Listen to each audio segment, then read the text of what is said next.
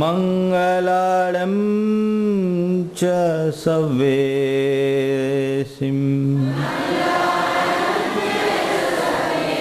पढ़मं हो मंगलम। जय बोलो देवादिदेव 1008 श्री भगवान महावीर स्वामी की, अहिंसा परमो धर्म की, परम पूज्य आचार्य गुरुवर श्री विद्यासागर जी महाराज की।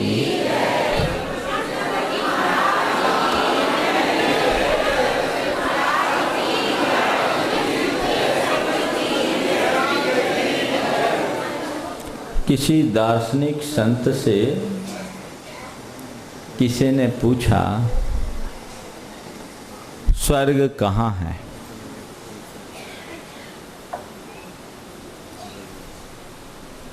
और पूछा नरक कहाँ है? उन्होंने कहा जिस घर के सदस्य आपस में मिलजुल कर रहते हो, एक दूसरे के सहयोग के लिए तत्पर होते हों, एक दूसरों के लिए अपना जान न्यौछावर करने को राजी होते हों, जिनके संबंध प्रेममय हों, साथ में खाते हों, बातें करते हों, एक दूसरे का हित सोचते हों, समझ लो वो घर स्वर्ग है। और जहाँ तक नरक की बात है, जिस घर में रहने वाले लोग एक दूसरे से बात न करते हों, एक दूसरे की शक्ल देखना पसंद न करते हों, आपस में कटुता रखते हो, एक दूसरे के प्रति मन में घृणा विद्वेष की चिंगारियां सुलगती हो, जिनके हृदय में ईर्ष्या की आग धधकती हो, समझ लेना वही नरक है। बंधुओं, हमने सुना है कि किसी लोक में स्वर्ग है और किसी लोक में नरक है, पर देखा नहीं है। पर सच्चे अर्थों में यदि व्यक्ति इन शब्दों पर विचार करे तो स्वर्ग और नरक दोनों सामने हैं। जीवन का आनंद ही स्वर्ग है और जीवन का कष्ट ही नरक है। जीवन का आनंद ही स्वर्ग है और जीवन का कष्ट ही नरक है। जिस व्यक्ति के जीवन में जीवन मूल्यों की प्रतिष्ठा होती है, उसका जीवन स्वर्ग समान दिव्य बनता है, और जिनके जीवन में जीवन मूल्यों की उपेक्षा होती है, उनका जीवन नरक से भी बदतर बन जाता है। आज जरूरत है अपने जीवन के रूपांतरण की। हर व्यक्ति अपने घर परिवार में खुशी चाहता है, शांति चाहता है, सुख चाहता है। हम भारत की सांस्कृतिक आदर्शों को सामने रख करके चलें भारत वह देश है जिस देश से वसुधैव कुटुंबकम का संदेश दिया। भारत ने सारे विश्व को एक परिवार के रूप में देखने की प्रेरणा युग को दी, लेकिन वसुधैव कुटुंबकम का रूप बदला। अब वैश्वीकरण की प्रवृत्ति बढ़ी। ग्लोबलाइजेशन के इस युग में सारा विश्व परिवार तो नहीं बन सका, सारा विश्व एक बाजार बन गया। जिस विश्व को एक परिवार को की तरह देखने की प्रेरणा हमारी संस्कृति में दी गई, आज दुनिया के लोगों ने उसे एक बाजार बना दिया। विश्व को बाजार बनाना तो बहुत दूर की बात, सच्चे अर्थों में देखा जाए तो परिवार भी एक प्रकार का बाजार बन गया। कारण हमारी दृष्टि बदल गई, हमारी चिंतन धारा बदल गई। पहले व्यक्ति और व्यक्ति के जुड़ाव का आधार प्रेम और आत्मीयता होती थी, आज उसका स्थान आवश्यकता और उपयोगिता ने ले लिया। अब लोग एक दूसरे के साथ अपने जो संबंध बनाते हैं वो प्रेम के आधार पर नहीं, आत्मीयता के आधार पर नहीं, जरूरतों के आधार पर बनाते हैं। नतीजा व्यक्ति को वस्तु की तरह ट्रीट किया जाने लगा। जैसे बाजार से जरूरत के अनुरूप वस्तुएं लाई जाती है मोल भाव करके, वैसे ही आदमी अपने लाभ हानि का आकलन करते हुए रिश्तों को निभाता है। ऐसे रिश्तों में जीवन में सुख शांति कैसे होगा? आज के संदर्भ में ये पंक्तियां बड़ी सार्थक है। काली कुरूप निरर्थक पड़ी सी दिया सलाई की एक सीख जलते दीप के प्रकाश में मैंने देखा। काली कुरूप निरर्थक पड़ी सी दिया सलाई की एक सीख जलते दीप के प्रकाश में मैंने देखा। सुंदर सज्जित कक्ष के द्वार पर पड़ी है। काली कुरूप निरर्थक पड़ी सी दिया सलाई की एक सीख जलते दीप के प्रकाश में मैंने देखा। सुंदर सज्जित कक्ष के द्वार पर पड़ी है। मैंने सोचा किसी ने दिया जलाकर इसे फेंका होगा कि यहाँ आ गिरी। मैंने सोचा कि किसी ने दिया जलाकर इसे फेंका होगा कि यहाँ आ गिरी। मैंने उसे उठाया पर एक मध्यम पर बेदती सी कराह मेरे कानों में पड़ी। मैंने उसे उठाया कि एक मध्यम पर बेदती सी कराह मेरे कानों में पड़ी। मैंने पूछा क्यों, क्या बात है, क्यों क्या बात है? उसने कहा इस भुवन में केवल सौंदर्य और उपयोगिता के लिए ही स्थान है।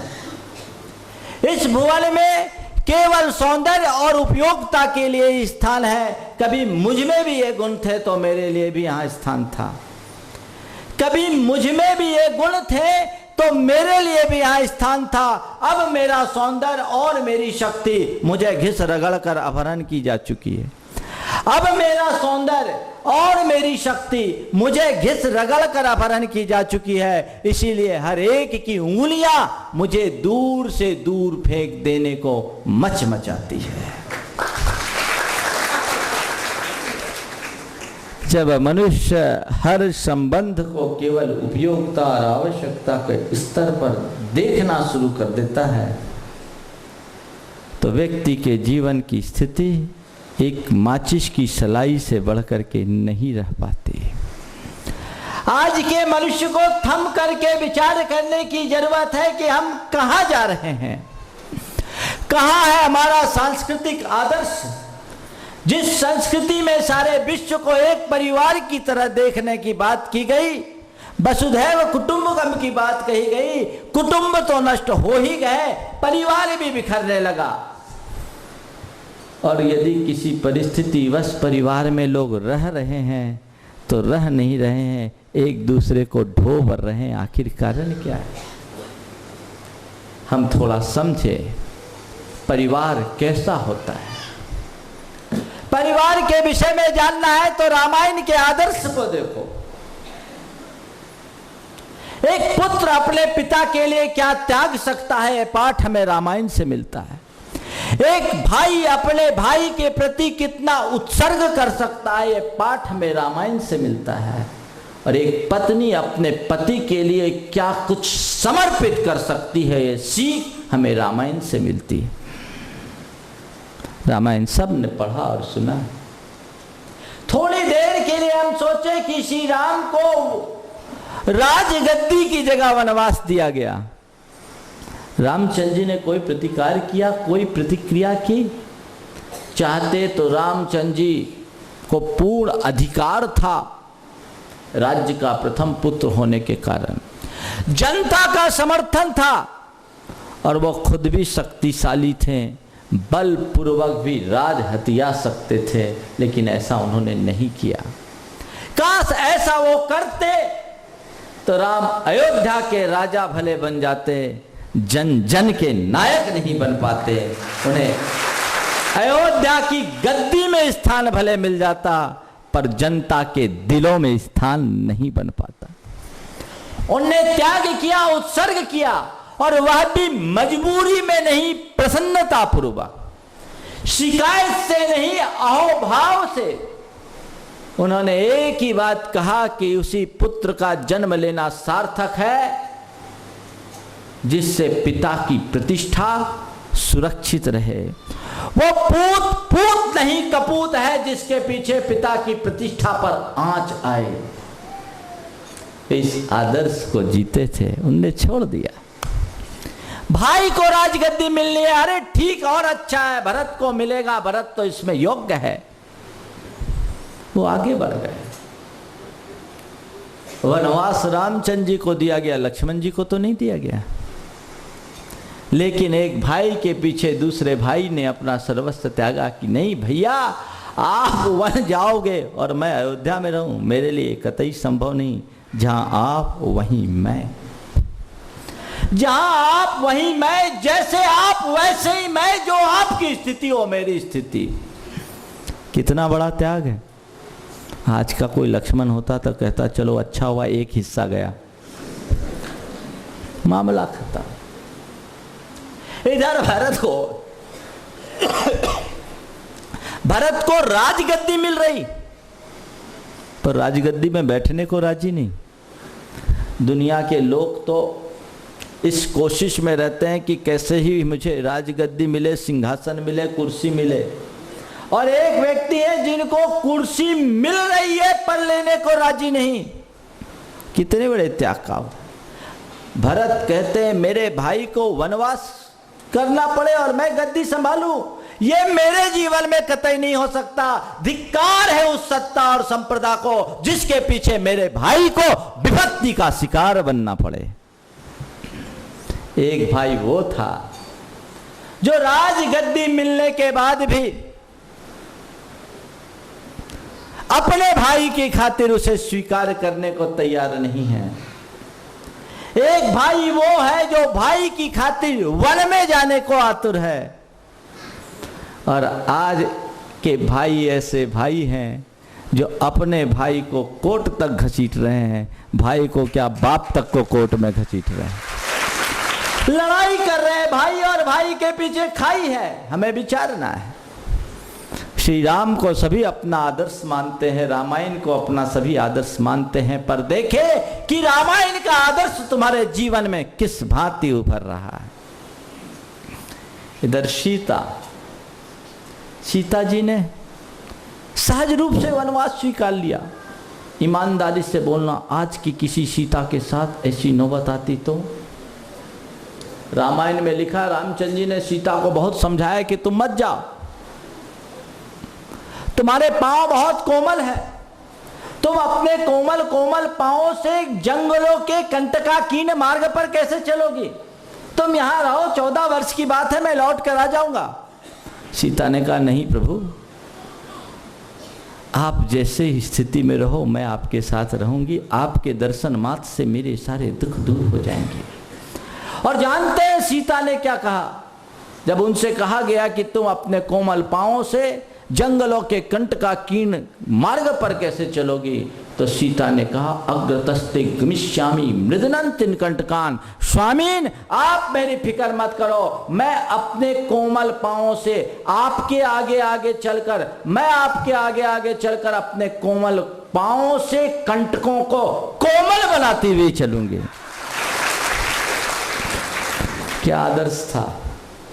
आज की सीता होती तो ऐसा कहती क्या? वो ये नहीं कहती कि अग्रतस्ते गमिष्यामि मृदनंतन कंटकान, वो तो यही फलमाती विच्छेदाय गमिष्यामि न्यायालय महम त्वरा। कहती किसी वकील से मिलती हूं, डाइवोर्स का केस बनाए और ज्यादा से ज्यादा संपत्ति कैसे आए। यही है ना आज का आदर्श।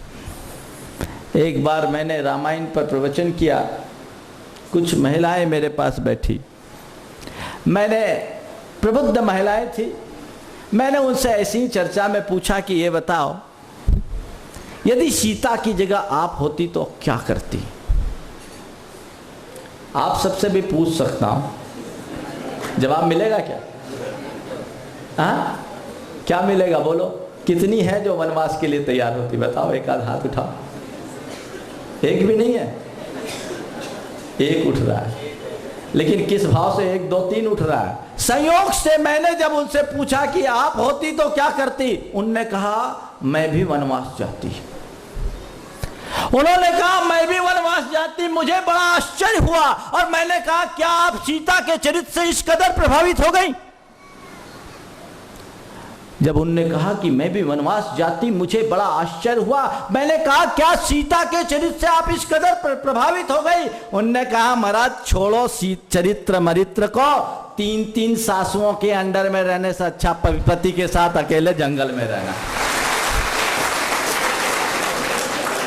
ये आज का युग है, ये आज का दौर है, आज का चरित्र है। जीवन में खुशहाली कैसे आएगी? हम बात रामायण की करते हैं और आचरण में महाभारत उतारते। एक धार्मिक परिवार के बेटे के लिए लड़की देखने के लिए कहीं गए, एक लड़की दिखी, उनको धार्मिक लड़की चाहिए थी। लड़की सब कुछ देखने के बाद उनसे पूछा कि तुमको क्या आता है? उनने रामायण की चौपाइयाँ सुना दी। बोले देख लीजिए, रामायण की चौपाइयाँ इनने सुना दी, इन्हें सब आता है और महाभारत घर में मचा कर दिखा देगी। रामायण यहां सुना दी, महाभारत मचा करके दिखा देगी। बंधुओं, सच्चे अर्थों में आज हर घर में महाभारत है। और महाभारत क्यों है पता है? परिवार में जो महाभारत खड़ा है उसका कारण क्या है पता है? द्वापर युग में कोई कौरव हुए जो महाभारत के जनक हुए, लेकिन आज हर घर में महाभारत है, क्योंकि आज हर घर में कौरवों का राज्य है। और जब तक ये कौरव राज्य होगा, तुम्हारा करुण क्रंदन चलता रहेगा, महाभारत थमेगा नहीं। तुम्हारे साथ कौरव राज्य है, तुम खुद कौरव हो। थोड़ा देखो तुम्हारे घर में महाभारत कैसा है, महाभारत कैसा है। महाभारत का मुख्य पात्र दुर्योधन। दुर्योधन क्या है? हमारे मन का अहंकार। महाभारत केवल दुर्योधन के अहंकार के कारण उत्पन्न हुआ। दुर्योधन के अहंकार के कारण कि मैं सुई के नोक बराबर भी जमीन नहीं दूंगा, लड़ना है तो हम, लेना है तो हमसे युद्ध करके ले। जब जब हमारे मन में अहंकार का उफान आता है, मनुष्य दुर्योधन बन जाता है और वहीं महाभारत की पृष्ठभूमि खड़ी हो जाती है। महाभारत का दूसरा खलनायक शकुनी। शकुनी क्या है? कभी आपने विचार किया? जब हम अपने अहंकार की पूर्ति के लिए प्रयत्न करते हैं, जब हमारे भीतर का अहंकार उफनता है, उसकी पूर्ति के लिए मनुष्य अनेक प्रकार का कपट आचरण करता है। और ये कपट कब मन में उत्पन्न होता है? जब हमें अपने परिवार के सदस्यों के प्रति शंका उत्पन्न होती है। पता नहीं ये कुछ होगा कि नहीं होगा, चाल चलो, दांव फेंको, और रोज दांव पेच का काम होता है। तो शकुनी को प्रश्रय मिल रहा है कि नहीं, तुम अपने भीतर झांक करके देखना। और तीसरे धृतराष्ट्र, जिनको कुछ सूझता नहीं। धृतराष्ट्र है क्या? अपने बेटे की योग्यता को पहचाने बिना, उसमें जो क्षमता है उसको जाने बिना, उसको कुछ का कुछ बनाने की चाह रखना ही दुर्योधन धृतराष्ट्रत्व है, जो हमारे भीतर की कुंठित महत्वाकांक्षा का द्योतक है। ये धृतराष्ट्रपना आज हर माँ बाप के साथ लगा हुआ, हर पिता के साथ लगा हुआ है। बेटे की योग्यता कुछ होती है और वो उससे चाहता कुछ है। बेटा चाहता है बिजनेसमैन बनना, बाप चाहता है उसको डॉक्टर बनाना। बेटा चाहता है इंजीनियर बनना और बाप बनाना चाहता है उसको डॉक्टर। नतीजा क्या होता है? पिता की इच्छा के अनुरूप बेटा आगे बढ़ जरूर जाता है, लेकिन हमेशा जिंदगी भर उसके मन में दुर्भाव उत्पन्न होते हैं। ये महत्वाकांक्षा, धृतराष्ट्रपना। और फिर है गांधारी, जो अपनी आंख में पट्टी लगाई हुई है, कुछ देखने ही नहीं देती सच्चाई को। वो है तुम्हारे मन की आसक्ति, जिसके कारण अच्छे बुरे का विचार नहीं होता, तुम अपने परिवार में समव्यवहार नहीं कर पाते। जिससे तुम्हारी आसक्ति होती, जिससे तुम्हारा लगाव होता, उसके प्रति तुम बिल्कुल फिदा हो जाते हो, और जिससे तुम्हारी आसक्ति नहीं होती उसकी तरफ देखने की कोशिश नहीं करते। ध्यान रखना, आसक्तिपूर्ण स्थिति में मनुष्य कभी सही निर्णय नहीं ले सकता। जिसको सही दिखेगा नहीं, वो सही निर्णय कैसे लेगा? और जहां ऐसा होगा वहां दुशासन के दुराचार का प्रभाव तो बढ़ेगा ही बढ़ेगा। फिर दुशासन आता है, हमारे मन का दुराचार, जिसने भरी सभा में द्रौपदी का चीरहरण किया, क्योंकि उसकी दृष्टि में द्रौपदी उसकी भाभी ना होकर एक वस्तु बन गई और उसने चीर हरण करने लगा। जब मनुष्य के हृदय में दुराचार का भाव बढ़ जाता है तो उसके सामने व्यक्ति व्यक्ति न होकर के वस्तु बन जाता है। वो व्यक्ति को व्यक्ति की तरह न, चीजों की तरह यूज करना शुरू कर देता है। और आज रात दिन यही हो रहा है, और इसी के कारण महाभारत खड़ा हो रहा है। आज एक अपसंस्कृति विकसित हुई है, यूज एंड थ्रो, है ना? Use and throw. चीजों के साथ ऐसा करो तो कोई बात नहीं, अगर आदमियों के साथ ऐसा करो तो बहुत बड़ी बात है। मुश्किल तो यही है कि लोग आज चीजों की तरह आदमियों को भी यूज करने के बाद थ्रो कर रहे हैं, चाहे अपने माँ बाप हो, चाहे भाई हो, चाहे परिवार का और कोई रिश्ता। जब तक ऐसी मनस्थिति होगी, जीवन कैसे सुखी होगा? व्यक्ति को जब चीज की तरह डील करने लगोगे तो जीवन कैसे सुखी होगा? किसी शायर ने बात बहुत सही की कि कौन कहता है कि मोहब्बत के लिए होते हैं, कौन कहता है कि मोहब्बत के लिए होते हैं, अब तो रिश्ते भी जरूरत के लिए होते हैं। महाभारत का छठा पात्र कर्ण है, बड़ा महत्वपूर्ण है। कर्ण का जो दुर्योधन के प्रति प्रेम था वो खालिश प्रेम नहीं था, वो उसकी मजबूरी थी। मजबूरी थी, कर्ण सच जान करके भी मजबूरी में उनके साथ लड़ रहा था। और यही मजबूरी आपको कई बार कर्ण बना देती है। जागरूक हो, जीवन में हम कैसे खुशियां प्रकट करें और तुम्हारे परिवार में खुशहाली कैसे आए, आज मुझे उसी बिंदु की बात करना है। बस एक ही बात है, रामायण पसंद करना चाहते हो तो महाभारत का काम बंद कर दो, रामायण अपने आप रच जाएगा। रामायण अपने आप रच जाएगा। रामायण और महाभारत भारत के दो बड़े आदर्श हैं, दो बड़े इतिहास की घटनाएं हैं। रामायण जो परिवार के प्रति समर्पण का पाठ पढ़ाता है, और महाभारत जो हमारे परिवार के विद्वेष और वैमनस्य को उजागर करता है। दोनों स्थितियां सामने हैं।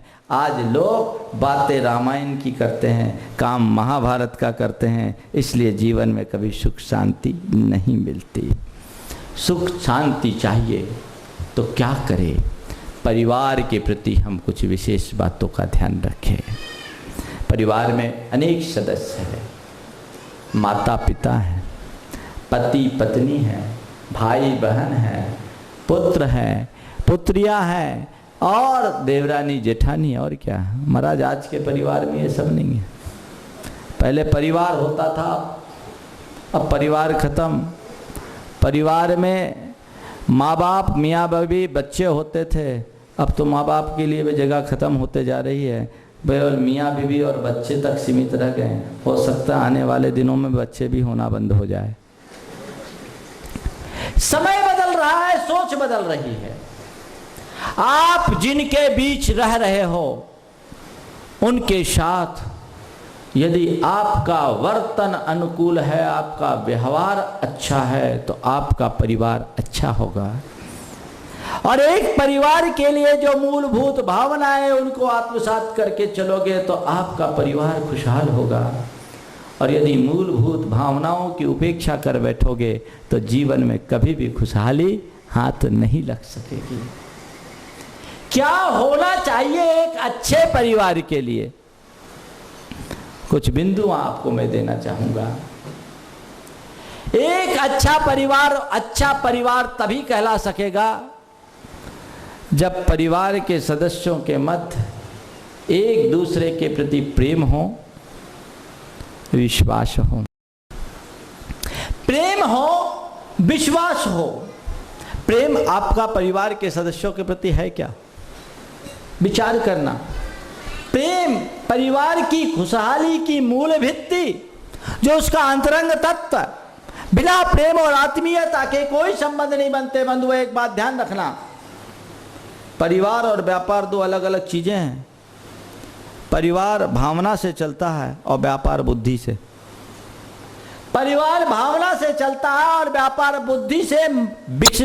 विसंगति ये है कि लोग आज व्यापार की तरह परिवार में भी बुद्धि लगाने लगे हैं, और जहाँ भावना का स्थान बुद्धि ले लेती है, प्रेम तार तार हो जाता है। क्योंकि प्रेम सदैव अच्छे की बात करता है, बुरे की बात करता है, और बुद्धि सदैव नफ़ा और नुकसान की बात करती है। जहाँ नफ़ा और नुकसान की बात होती है उसमें अच्छा बुरा गौण हो जाता है। चाहे अच्छा हो या बुरा, हमको फायदा होना चाहिए।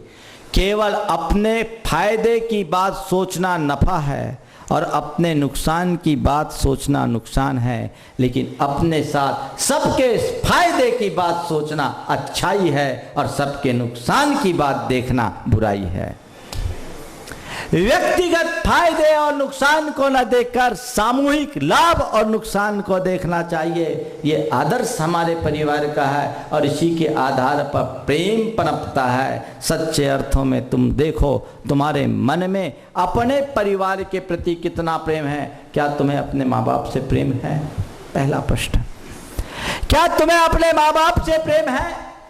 यदि तुम पति हो तो तुम्हें अपनी पत्नी से प्रेम है? यदि आप पत्नी हो तो क्या आपको अपने पति से प्रेम है? यदि आप एक पुत्र हो तो क्या तुम्हें अपने पिता से प्रेम है? यदि तुम भाई हो तो क्या तुम्हें भाई से प्रेम है? यदि तुम देवरानी है तो क्या तुम्हें जेठानी से प्रेम है? और यदि तुम बहू हो तो क्या तुम्हें ननद से प्रेम है? और ननद हो तो क्या तुम्हें अपनी भाभी से प्रेम है? विचारो, प्रेम क्या है? आज के प्रेम को देखा जाए तो मुझे लगता है सारा प्रेम जरूरतों पर टिका हुआ है। आपको कौन अच्छा लगता है? ईमानदारी से बताना, कौन अच्छा लगता है? जो आपके सारे काम कर देता है, जो आपकी जरूरतों का ख्याल रखता है, वो आपको अच्छा लगता है। यदि पिताजी आपकी पॉकेट मनी का ध्यान रखते हैं, आपके पिता बहुत अच्छे हैं।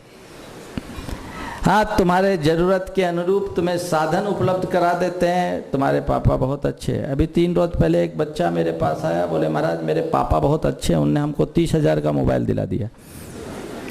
हमने कहा ठीक, तेरे पापा 30,000 का मोबाइल दिला दिए इसलिए अच्छे, अगर मोबाइल नहीं दिला पाते तो बुरे हो जाते। तुम्हारा प्रेम तुम्हारी ज़रूरतों पर टिका होता है।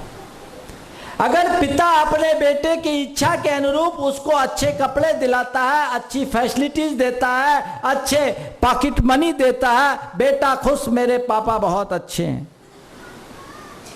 अगर पति पत्नी को घुमाने ले जाता है, उसकी ज़रूरतों को पूर्ति कर देता, अच्छे आभूषण दिला देता, अच्छे कपड़े दिला देता, अच्छी व्यवस्थाएं बना देता है, उसकी फरमानों को पूरा कर देता है, तो पति बहुत अच्छा है। और यदि किसी कारणवश इसमें कमी होने लगे तो लगता है अब इनका प्रेम कम होता जा रहा है। तुम्हारे प्रेम का पैमाना क्या है?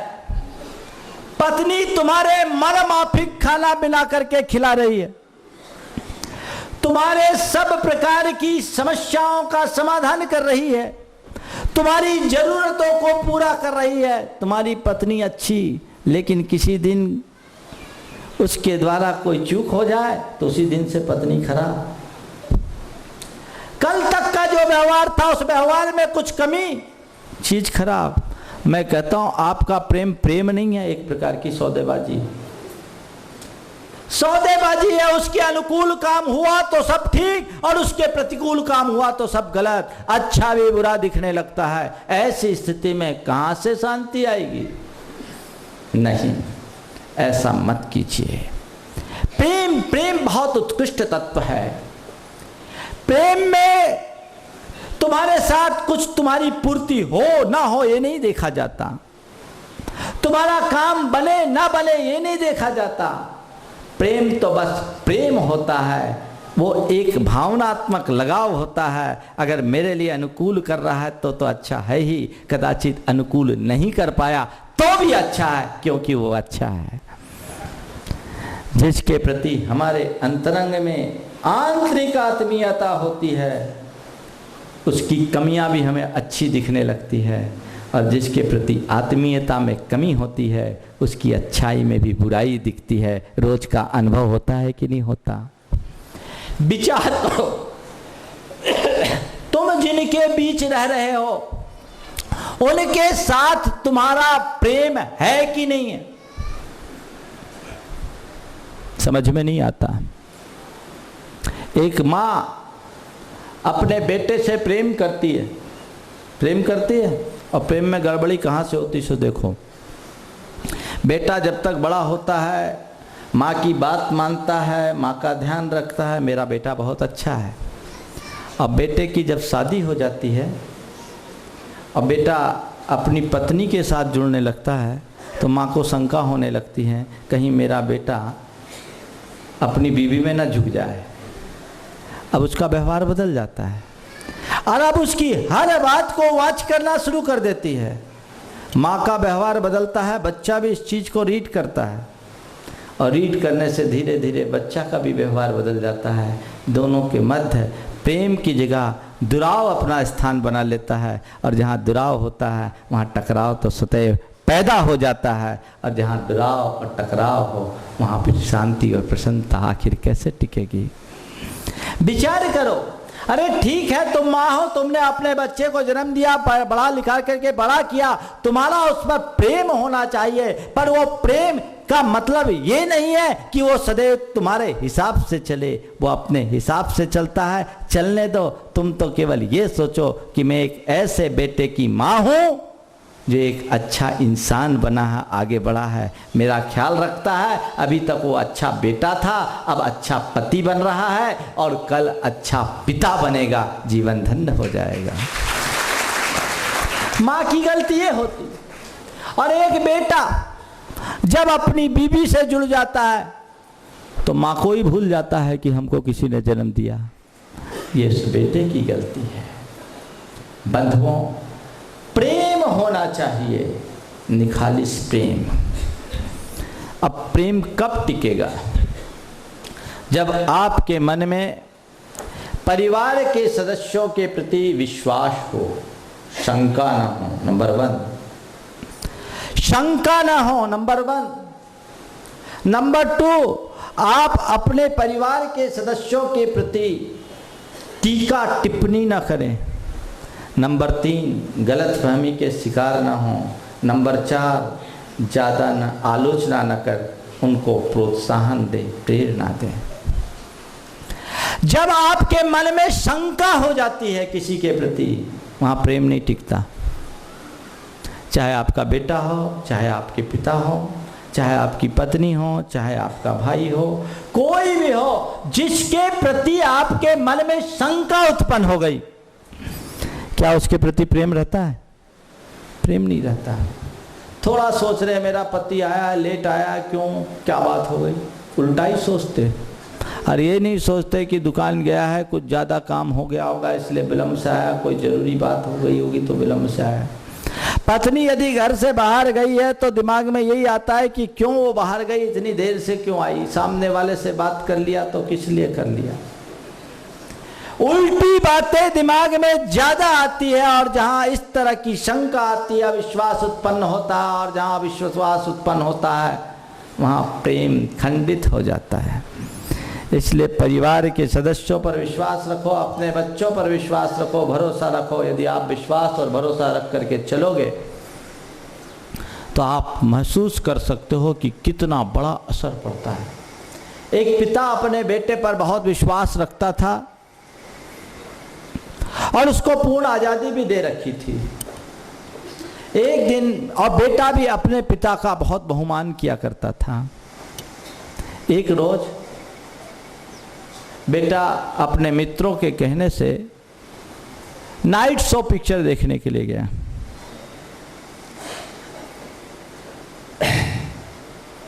नाइट शो पिक्चर देखने के लिए गया।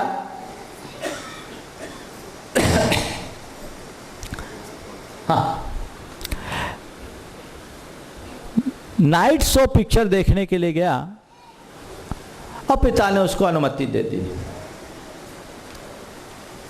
पिक्चर देखकर आने के बाद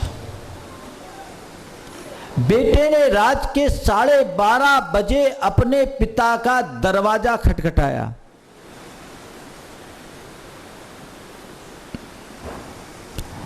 पिता ने कहा, क्या बात है, अभी रात को दरवाजा क्यों खटखटा रहे हो? बोला, पापा मुझे आपसे बात करनी है और जरूरी बात करनी है। बेटे सुबह कर लेंगे, रात हो गई। नहीं पापा, मुझे बहुत जरूरी बात करनी है, प्लीज अभी आप 2 मिनट के लिए दरवाजा खोल दीजिए। पिता ने दरवाजा खोला। बेटा पिता के चरणों में गिर पड़ा, उसके आंख में आंसू थे। बेटा पिता के चरणों में गिर पड़ा, उसके आंख में आंसू थे। पिता ने बेटे को उठाया, अपने गले से लगाया, बोला, बेटा क्या बात हो गई? बेटे ने कहा, पापा मुझसे आज बहुत बड़ी गलती हो गई, आज मुझसे बहुत बड़ी गलती हो गई। क्या हुआ? बोला, आपकी अनुमति लेकर के मैं नाइट शो पिक्चर देखने के लिए गया और मेरे मित्रों ने मुझे बहुत प्रेशराइज किया तो मैंने एक घूंट शराब पी ली। पापा मैंने शराब तो पी ली, लेकिन उसके बाद मेरा मन मुझे बहुत कचोटने लगा कि आज मैंने अपने पिता के विश्वास को खंडित कर दिया। पिता ने कहा, कोई बात नहीं, ये बात सुबह तक भी तो हो सकती थी। बोले, पापा मैं आपके विश्वास को खंडित करके एक पल जीना नहीं चाहता। मुझे लगा कि मैंने गलती की तो उसका प्रायश्चित आज ही कर लेना चाहिए। पिता ने बेटे को फिर से गले से लगा लिया और कहा, बेटा मुझे मालूम था कि तुम कभी गलत नहीं करोगे, और यदि गलत करोगे तो मुझे बताए बिना नहीं रहोगे। बेटे आज गलती हुई, एक बार गलती करके कोई सुधर जाए तो उसकी गलती गलती नहीं कहलाती। गलती तो केवल उसकी होती है जो गलतियों पर गलती करता है। विश्वास करना शुरू कीजिए, हर सदस्य के प्रति विश्वास हो। शंका से आप बचे। पहली बात, विश्वास करें, शंका करें। दूसरी बात, आलोचनाओं से बाजाएं। आज परिवार में लोग एक दूसरे के साथ आलोचनाएं ज्यादा करते हैं। प्रेम के खंडन का पहला कारण अविश्वास है और दूसरा कारण आलोचना। आप किसी की भी बात कर लो, कभी भी आप उसकी प्रशंसा नहीं करते, आलोचना ही करते हैं। बहू रोज अच्छा खाना बनाती, उसको एक दफे धन्यवाद नहीं दिया, और एक दिन सब्जी थोड़ी सी जल गई तो सास चिल्ला पड़ी। होता है कि नहीं होता? कोई व्यक्ति कितनी भी अच्छाई करे, आप उसकी अच्छाई की प्रशंसा तो एक तरफ, और थोड़ी सी चूक हो आप उसकी बुराई करना शुरू कर देंगे, तो बुराई में प्रेम कैसे पनपेगा? आप किसी की अच्छाई देखें तो अच्छाई की आप प्रशंसा करें, और बुराई देखे तो उसे यथासंभव अनदेखा करना शुरू करें, आलोचना न करें। आलोचना से कभी प्रेम नहीं पनपता।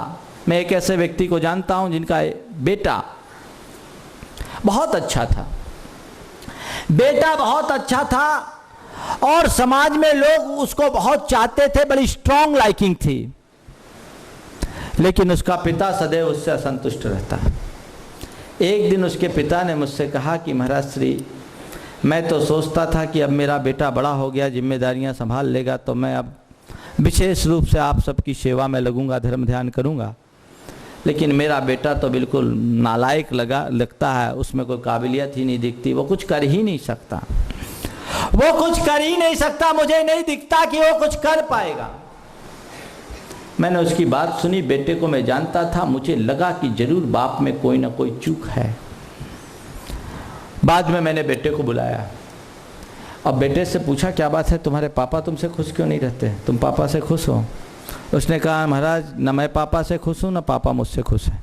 साफ साफ बात बोल दी, न तो मैं पापा से खुश हूं, न पापा मुझसे खुश है। मैंने पूछा, क्यों, क्या बात हो गई? बोले, महाराज मेरे पापा को मुझ में कोई गुण दिखते ही नहीं। मैं कोई भी काम करूं, आज तक मेरे पापा से मुझे प्रशंसा के 2 शब्द भी नहीं मिले। मैं कुछ भी काम करता हूं, पापा पहले ही कहते तू कर ही नहीं सकता, तू तो काम बिगाड़ देगा। अगर एक आध काम बिगड़ जाए तो उसके पीछे मुझे 10 बातें सुननी पड़ती है। तो महाराज पापा जब मेरे साथ ऐसा व्यवहार करते हैं तो मैं भी अब उनको जवाब दे दिया करता हूँ। मेरे मन में भी उनके प्रति आदर का उतना अब भाव नहीं रहा और मैं भी जब चाहे कभी कभी उल्टा सीधा भी बोल देता हूँ। मैंने उस बेटे को समझाया और बाद में उसके पिता को बुलाया और कहा कि भैया तुम यदि ध्यान नहीं दिए तो अपने बेटे को खो दोगे, तुम ध्यान नहीं दिए तो बेटे को खो दोगे। तुम्हारी बेटे की एबिलिटी बहुत अच्छी है, उसमें बहुत योग्यता है, केवल कमी तुम्हारे प्रोत्साहन की है, तुम्हारी प्रशंसा की है। तुम आज से अपने बेटे को जिम्मेदारी देना शुरू करो और ये सोच करके दो कि ज्यादा होगा 2-4 लाख रुपया मिटाएगा और क्या होगा। जिम्मेदारियां देना शुरू करो और यदि उसकी कोई गलती हो तो 10 गलती को अनदेखा करने का नियम लो। 1 से 10 गलती तक कुछ नहीं बोलेंगे, 11वीं गलती में बोलेंगे। और कोई भी अच्छा काम करे तुरंत उसकी प्रशंसा करो। देखो कितना प्रेम बनता है और तुम्हारे बेटे में कितना परिवर्तन आता है। मेरी बात को उनने फॉलो किया और अपने प्रतिष्ठान में बेटे को विशेष जिम्मेदारी दी, बेटे की प्रशंसा करना शुरू कर दिया। इस घटना को 6-7 बरस हो गए। आज उसका पिता अपनी बेटे की प्रशंसा करने में नहीं अघाता और बेटा अपने पिता के लिए जान निछावर करने के लिए तत्पर है। दोनों के रिश्तों में जो दरार थी वो खत्म हो गई, केवल प्रशंसा के बल पर, प्रोत्साहन के बल पर।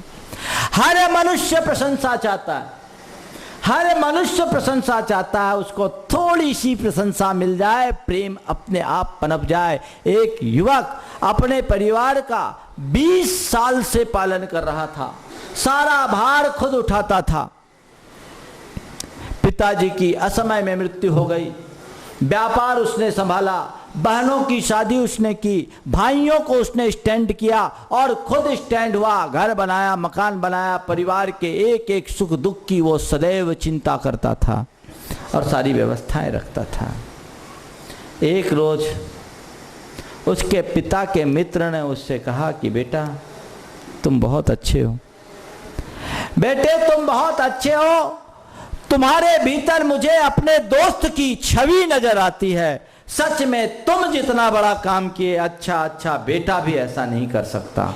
इतना वो सुना, उसके आंखों से आंसुओं की धार बहने लगी। इतना वो सुना कि उसके आंखों से आंसुओं की धार बहने लगी। सामने वाला आश्चर्यचकित रह गया कि मैंने तो तुम्हारी प्रशंसा की, तुम रो क्यों रहे हो? उसने कहा चाचा जी मैं क्या बताऊं, 20 साल से मैं केवल यही शब्द सुनने को चाह रहा था कि कम से कम कोई तो मेरे कार्यों का मूल्यांकन करे। आज घर के लिए जान लगा रहा हूं पर घर में एक भी मेंबर कभी मेरे कार्यों की सराहना नहीं करता। विचार करो, यदि थोड़ी सी प्रशंसा मिल जाए तो क्या बुराई है? तुम्हारा बेटा यदि कोई अच्छा कार्य करता है, आप उसकी प्रशंसा करो। तुम्हारा भाई अगर छोटा है, अच्छा कार्य करता है, आप उसकी प्रशंसा करो। तुम्हारी पत्नी अगर अच्छा कार्य करती है तो आप उसकी प्रशंसा करो। तुम्हारी बहू अगर अच्छा कार्य करती है तो आप उसकी प्रशंसा करो। आज तुमने खाना बहुत अच्छा बनाया, बहुत दिन बाद ऐसा टेस्टी खाना मिला, कहने में क्या बुराई। बेटा तुमने बहुत अच्छा काम किया, कहने में क्या बुराई है।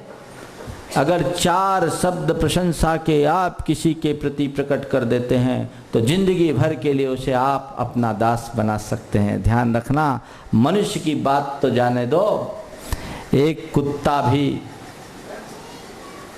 आदमी के सामने तभी दुम हिलाता है जब उसे प्यार से पुचकारा जाता है। विचार करने की बात। कुत्ता भी आदमी के सामने तभी दुम हिलाता है जब उसे प्यार से पुचकारा जाता है। जहां प्यार और पुचकार है वहां प्रेम पनपता है, और जहां तिरस्कार और दुत्कार है वहां द्वेष जन्मती है। आप कैसे शांति पाएंगे, खुशहाली कैसे पाएंगे। प्यार और पुचकार को बढ़ाना है तो प्रशंसा का मार्ग अपनाएं। केवल क्रिटिसाइज मत करे, ज्यादा मीन मेख ना निकाले।